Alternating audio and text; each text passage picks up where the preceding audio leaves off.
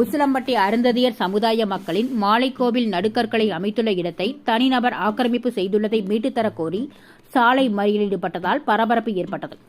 அருந்ததியர் சமுதாய மக்கள் இன்றும் தங்களின் முன்னோர்களுக்கு அவர்கள் வாழும் கிராமங்களில் மாலைக்கோவில் அமைத்து நடுக்கற்கள் நட்டு வழிபட்டு வருவதை வாடிக்கையாக வைத்துள்ளனர்.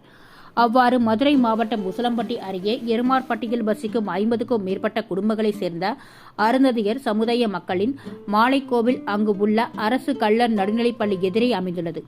பல நூறு ஆண்டுகளாக இந்த மாலைக்கோவிலில் இந்த கிராமத்தில் இறந்தவர்களுக்கும் இக்கிராமத்திலிருந்து வெளியூர்களுக்கு பிழைப்புக்காக சென்று இறந்திருந்தாலும் இங்கு நடுக்கல் அமைத்து வழிபாடு செய்து வருகின்றனர்.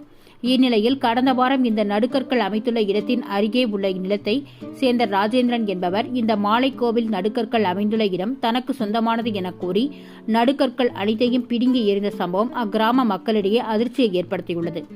இதுகுறித்து எழுமலை காவல் நிலையத்தில் புகார் அளித்ததுடன் உசிலம்பட்டி வட்டாட்சியர் அலுவலகத்திலும் முறையான அளவீடு செய்து பாரம்பரியமாக பயன்படுத்தி வந்த மாலைக்கோவிலை மீட்டுத்தர கோரிக்கை வைத்தனர். அதன்படி இன்று வருவாய் அலுவலர்கள் இந்த மாலைக்கோவில் நடுக்கற்கள் இருந்த இடத்தில் அளவீடு செய்ய வந்திருந்த நிலையில் முறையாக அளவீடு செய்து மாலைக்கோவிலை மீட்டுத்தர வேண்டும் என திடீரென சாலை மறியலில் அருந்ததியர் சமுதாய மக்கள் ஈடுபட்டதால் பரபரப்பு ஏற்பட்டது. தகவல் அறிந்து விரைந்து வந்த உசிலம்பட்டி வட்டாட்சியர் பாலகிருஷ்ணன் மற்றும் எழுமலை காவல் ஆய்வாளர் சுப்பையா தலைமையிலான போலீசார் பேச்சுவார்த்தை நடத்தி அளவீடு செய்து மாலைக்கோவிலை தற்காலிகமாக மீட்டுக் கொடுத்தனர். மேலும் இதில் உடன்பாடு ஏற்படாமல் பிரச்சனை உருவானால் நீதிமன்றம் மூலம் தீர்வு கண்டுகொள்ளுமாறு கேட்டுக் கொண்டனர்.